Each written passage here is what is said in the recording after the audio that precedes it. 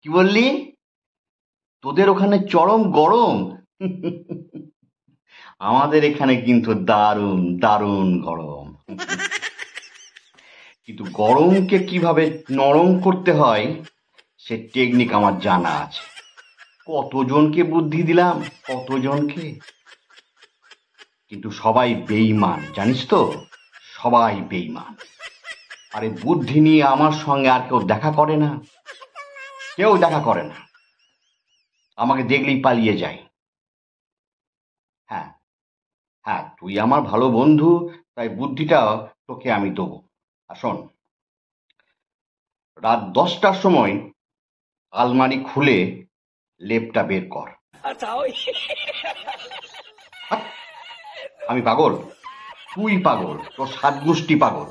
যা বলছি তাই কর। হ্যাঁ, লেপটা বের কর।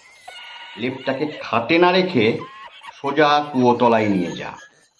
5 বালতি জল ওই লেপের ওপর ঢাল।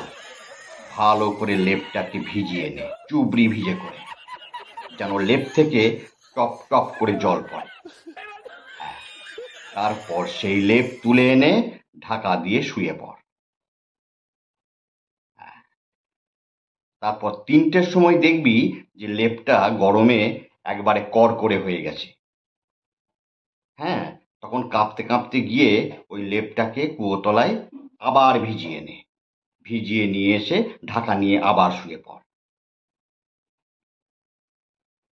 কি? সকালে ঘর থেকে তোর মরা বেরোবে? হ্যাঁ, বেরোবে। তা বেরোবে তো বেরোবে।